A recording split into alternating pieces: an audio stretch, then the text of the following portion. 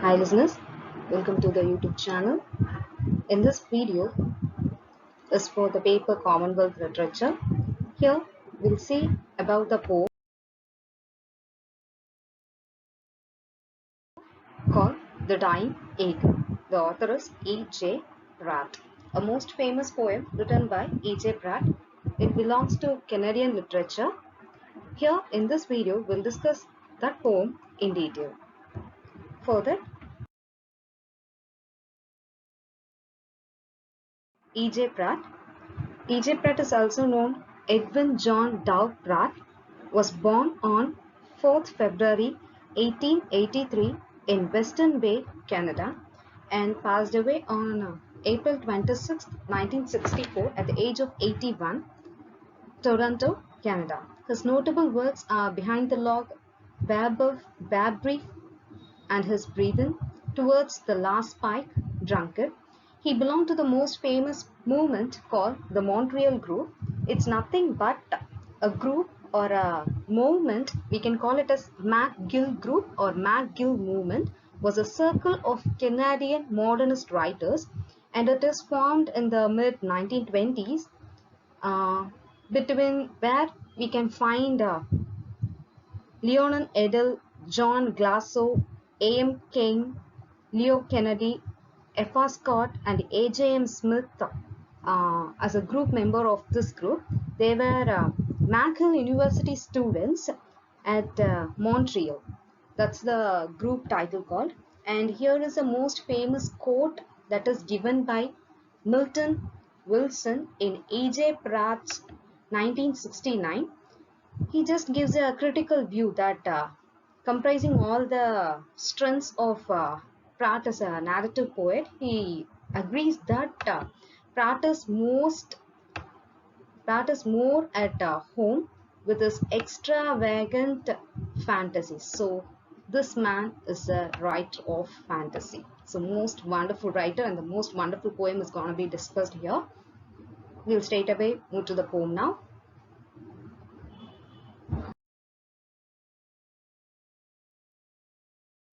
Eagle. So what is The Dying Eagle? So this poem was published in Still Life and Other Poem in the year 1943, and here the title itself signifies that the dying eagle. So the eagle is dying. Why it is dying? It depicts the dejection of the emperor of birds. Eagle is called as the emperor of birds over the invasion of his territory by a flying machine, that is the aeroplane. The eagle has been portrayed as the unchallenged king of birds by the poet. The unquestioned authority of the bird, that is the eagle, is now questioned and undermined by the mysterious bird. The bird is nothing but the aeroplane. The unchallenged king of birds, the eagle, is neither a living one here nor a dead one. It's not living or dead, but it is a dying one. Because of the invasion of aeroplane, its position has been taken over by it, and for that reason now he is just feeling the dejection and he's just dying because of it. The new bird symbolizes the entry of new order of things. In this poem we can symbolize those things. Older one is overcome by the newer invasion.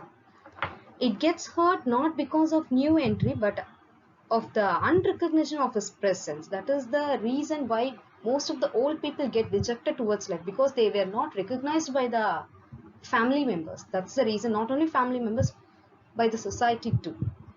We must beware that man's invasion can never be supplanted. This is the main aim of the poem. Man's invasion can never be supplanted by the creations of nature.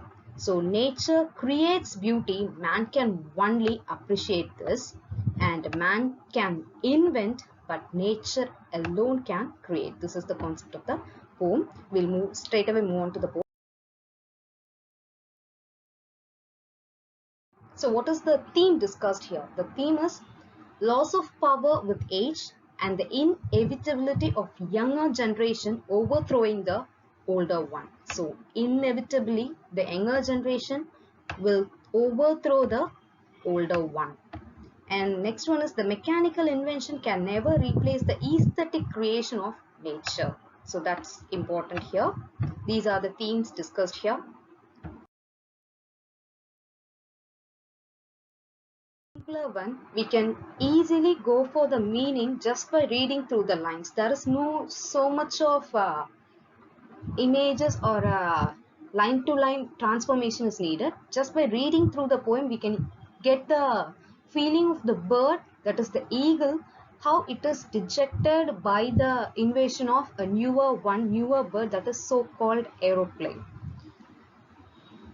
Here the poet says, a light had gone out. First, just he moves towards how the bird feels first and how its kingship was enjoyed by it, and now how is the position of the eagle, that is discussed here. A light had gone out from his vanquished eyes. His head was cupped within the hunch of his shoulders. His feathers were dull and bedraggled.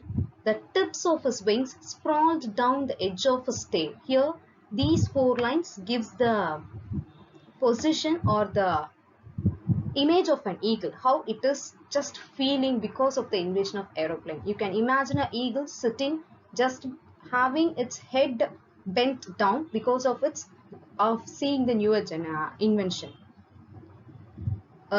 Next one is, he was old, yet it was not because of his age. It was not his age which made him roost on the crags like a rain-drenched raven on the branch of an oak in November. The position of the eagle is described as it is sitting in a crag where just feeling the dejection, and over the loss of his empire, he sits like a raven sitting in the crag after getting wet in the November rain. Just a symbolization, a comparison between position of the dejected eagle and the wet raven. On the branch of an oak in November, nor was it night, for there was an hour to go before sunset. It was 2 reasons why the bird is sitting. Because first one is, you cannot imagine that it is so old, that's why it is sitting so dejected. Next one is, it is not going to be the night time, so it is dejected and sitting. Because those 2 things doesn't affect the eagle, whereas only the newer invention affected the eagle. An iron had entered. So iron is nothing but aeroplane. An iron had entered his soul, which bereft him of pride and realm. He struck him today, for upon to noon that crag had been his throne. So this is the feeling here. Space was his empire, bounded only by forest and sky and the flowing horizons. Because till the noon, the eagle enjoyed the position of a king, the emperor of all birds. Just after seeing the aeroplane, the Asura has started attacking him and he started losing his position because all the space has been his empire. Now it is overtook by aeroplane and it is flying above, and he is just sitting in a dejected position and just watching it, thinking that he has lost all his empire, all his forest, and everything which belongs to him is not his now, and he just lost everything to the new come aeroplane, so-called bird.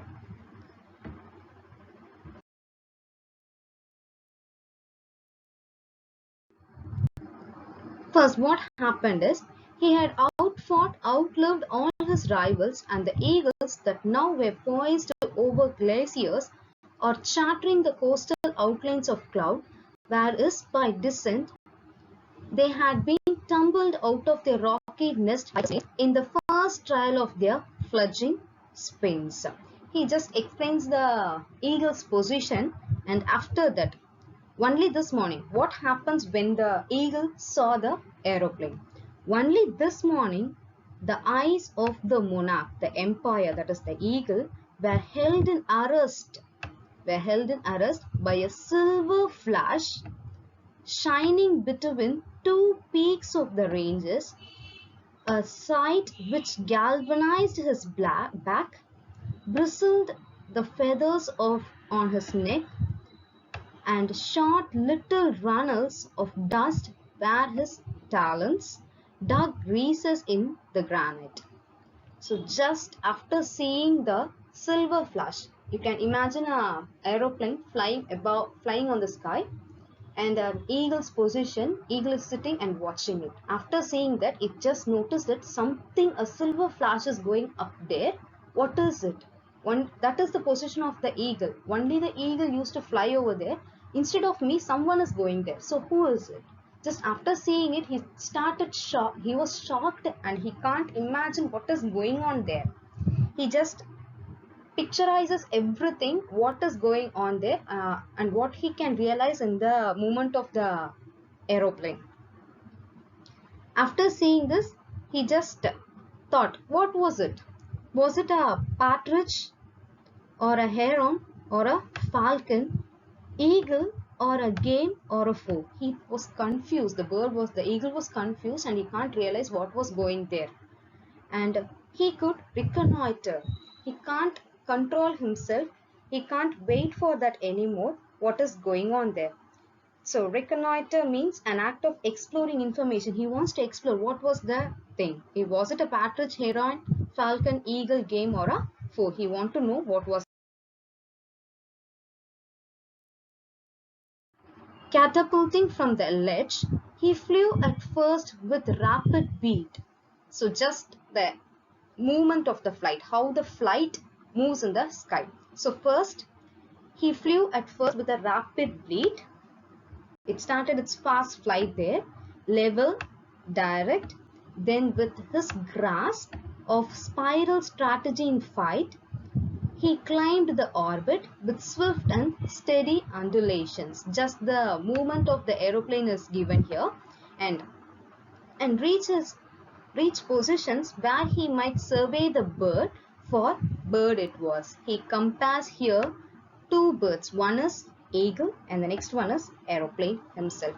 Aeroplane first starts its movement and it moves up, and after moving up, he just explore the birds over there. But such a bird as never flew between the heavens and the earth, since pterodactyls, long before the birth of condors, learned to kill and drag their carrion up the Andes. This is discussed here.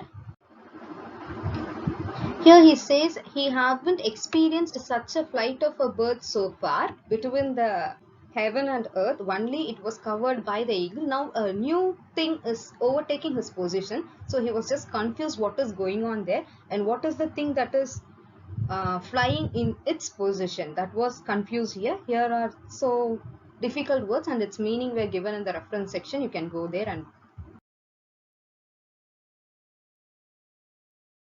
And now the eagle stared at the invader. So the eagle's imagination is given here. The eagle stared at the invader, marked the strange bat-like shadow moving in leagues over the roofs of the world, across the passes and moraines, darkening the vitriol blue of the mountain lakes. Was it a flying dragon? Head, body and wings, a tail, fan shape, fan spread, the thought like his own before the strike, and there in front two brilliant eyes that took unshuttered the full blaze of the meridian. So here just the eagle imagines what was the thing. Was it what is going on there? It looks like a bat uh, that is moving over in the sky. Was it really a bat or a shadow of something that is going there, and it covers the moraines and all the vitriol blue, that is sky blue, sulfur blue sky, and all the mountains and lake? He just imagined, was it a dragon? Because it used to be in such a super fast way, and its head, body and wing, all those things are looking same like the eagle. So he can't guess what was the creature is actually, and it has two brilliant eyes to the aeroplane's front part can be fixed there, and he was just completely out. He can't guess what was the creature is. The eagle never yet had known what the creature is, and here in the fourth stanza he started thinking him as a rival, an enemy, a rival he would not grapple. But something in this fellow's length of back, his plated glistening shoulders had given him pause. He just thought he is a rival and he just overtook his position. So just this is the end of all our empire. It has been shattered into pieces just by man's new invention. And did that thunder somewhere in his throat not argue lightning in his claws? And then the speed was it not double his own? But what disturbed him most? He just started guessing what all the nuances of an aeroplane. Its shape looked like his shape. His movement used to be like his movement. He just covered the places where he used to fly. After that, the speed is too much. The flight of an aeroplane is higher than the speed of an eagle, and the eagle used to move its wings at least once or twice, but this creature never moved its wing, so it is super fast in nature. So it is in on all the paths ahead of an eagle, so he can't think what is going on there. And he was completely dejected and disturbed just because it is not because of the new invention. Here it is clearly given. This is the true statement of the society as well as all creatures in the world. But what disturbed him most, angered and disgraced him, was the unconcern with which this supercilious bird cuts through the aquiline domain, snubbing the ancient suzerain with territorial insolence and disappeared. What he wants is, he just thinks that he feels so dejected, so grumbled because of unrecognition by the society. The new creature haven't recognized the power of an eagle. It started looking him as an inferior creature. That is the only thing which made wounded the eagle.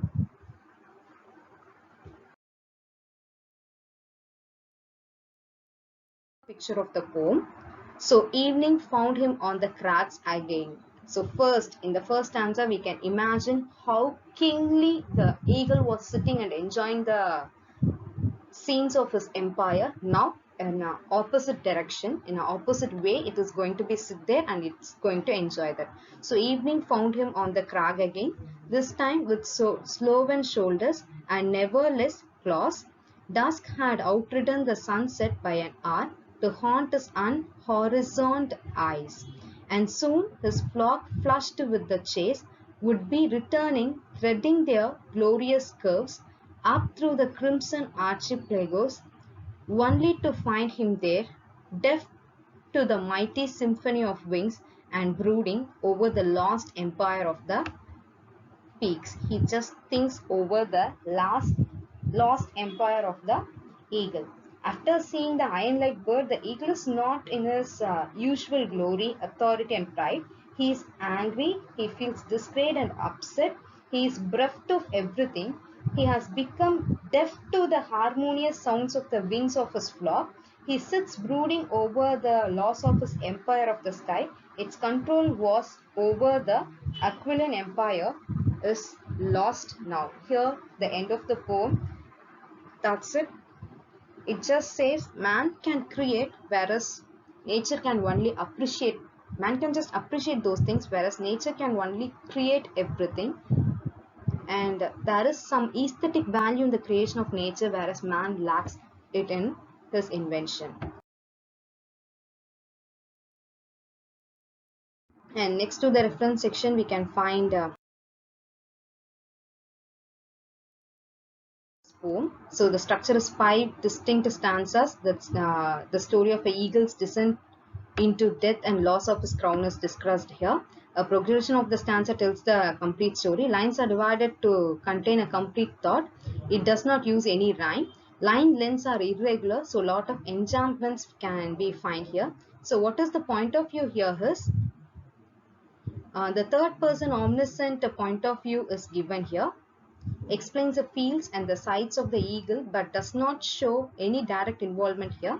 And just an example for simile is given here, like a raven wrenched Rain Drench Raven, mark the train's bat-like shadow, and imageries are higher in number that is used here. You can go through this once.